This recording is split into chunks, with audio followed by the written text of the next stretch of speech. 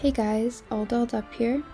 Today I wanted to tell you guys and explain to you guys how I make my movies and how I edit my movies. As a few of you might know, I started college today, which is super exciting, but also I'm gonna have to take kind of a break from making movies. Like, I'm definitely gonna keep making the movies, but at the same time I'm gonna need kind of like a while to get used to like the schedule and like the workload and everything. So just to let everyone know, I asked a bunch of you on my Instagram, and the decision was to take a small break from the Golden Amulet and use that time to film a Halloween special. So I'm going to be doing that, and as soon as the special is over, that should have given me enough time to figure out kind of like my schedule and, like I said, my workload, so then I can get back to work on the Golden Amulet. So I figured instead of giving you guys a video this week because I haven't had time to film yet, I would show you how I've made my other films in the past and how I've edited them and give you guys heads up about, what's going to happen next. So to begin, I want to talk about the stop motion program that I use called iMotion. It's a program for your phone and it's literally perfect. It does everything I need it to, and there's also a free version. Its interface is very simple and user-friendly. I'd say it's like definitely the best stop-motion app that there is in the App Store. So to begin, you can check out the library where it stores all of the previous projects you've made. You can delete them if they take up too much space, but it keeps them for you just in case you lose them or if you want to work on them some more. Then you can also go to the tips and tricks column where it gives you like hints, it tells you how to use the app, so. And then the gallery where you can actually upload your own videos to the gallery only if you want to, but a lot of people upload their other iMotion videos to the gallery and you can watch theirs for like inspiration or whatever. So now we'll look at actually making the movie. So it gives you 4 options: time-lapse, which, it means like it'll take photos for you at the speed of your choosing; manual, which just means, you press the take photo button; import, which means if you already took the photos on your phone, you can like import them into the app; or remoted, which is my favorite, meaning you can use another device connected through Bluetooth to press the take photo button and the photos will be taken on the phone that you want to take the photos. It's also nice because you can take photos either from the front or back of your camera, so selfie or back-facing camera. So now that we're actually making the movie, let's look at the tools here.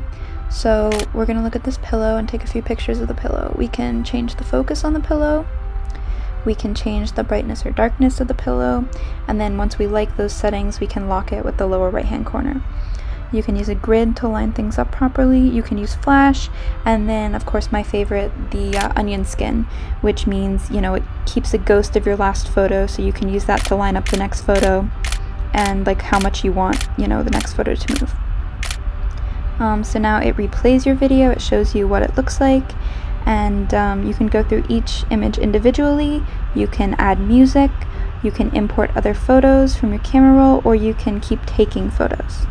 Also, it lets you pick how fast you want the video to go, from 1 photo per second to 30 photos per second. I always shoot mine in 15 photos per second. It's the smoothest for stop motion. 30 photos per second looks way too extreme, but that's just my opinion. And then, last but not least, you export the video to your photo library and go from there. There's actually a few different exportation options, but photo library is the only one I've ever used. So this is footage of me just exporting all of my videos for the Golden Amulet to my camera roll, and then from there I airdrop them all to my computer. What I do is I make sure I get all my footage first for the episode, and then I export them all at once. I send them off to my MacBook Pro and I edit them on Final Cut Pro. So now that I've airdropped all my footage, I go into my downloads and I put them all into the timeline. So now that they're all in the timeline, I can play it through, see how it looks, and go from there. So, a big part of the movie is always the dialogue. So what I do is I write a script ahead of time and I print it out and I just read through it all at once while I'm recording. So then I can go back, cut up the different segments of the voice recording, and then disperse it throughout the video. When you're doing your voiceover, definitely pay attention to voices. Like, all of your characters need to have different voices and different intonations, or else it gets really confusing for the audience. So what I do is when I voice a man voice, I try and make my voice lower and I add a filter to it. So you can add like different pitch. I do a negative pitch. I do like negative 0.4 on his voice to make it just a little bit lower, but not too low so it sounds like silly. Another big thing is if you have a clip of your doll talking but it isn't long enough for what you want the doll to say. One of my favorite things to do, and it's kind of a cheat, is if you copy the video, paste it, and put it in reverse, it looks like she's just continuing to talk over and over again. So if you have one in motion, then you put another one next to it in reverse, and then you put maybe like one more back in like forward motion, it looks like she's just talking for a long period of time. And also, if you want, you can add a freeze frame, which just makes it stay still for a few seconds, and that also helps big time. Like, if they're done talking and you want them to look like they've like paused in their speech, definitely add a freeze frame. There are a couple other things I do too, like, title, transition, and green screen, but I kind of just wanted to stick to like the basics today, so I can always do another video on that if you guys want. But I really just wanted to talk about sound effects. Sound effects like make the movie. Like, imagine watching a movie with no music, or if like someone's walking across the floor, you don't hear their footsteps. Like, that would suck, and that would be so like confusing. Definitely make sure to add sound effects and ambiance. Like, for example, like, I don't know, if they're in a dining hall, add like, like people talking in the background. If it's outside, add like, crickets chirping or wind or something. Just make sure to have something like that, because it's something so small and so easy to add, but it makes like the biggest difference. And then also add music. Music is so important, and it totally sets a scene. Like, there's YouTube music that gives you all those free songs. There's all like, I don't know, those ads you see for like the free YouTube songs.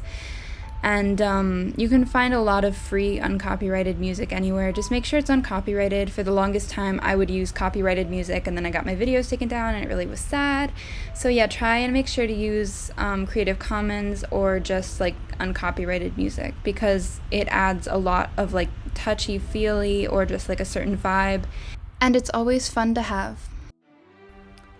Anyways, so that was my video. I really just wanted to upload it to like kind of update you guys on my plan for the fall and the winter, and also a couple people have asked me like how I make my movies, and so this is my answer.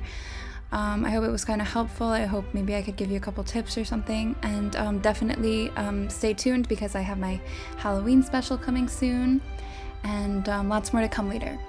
Make sure to follow us on Instagram, and have a great day.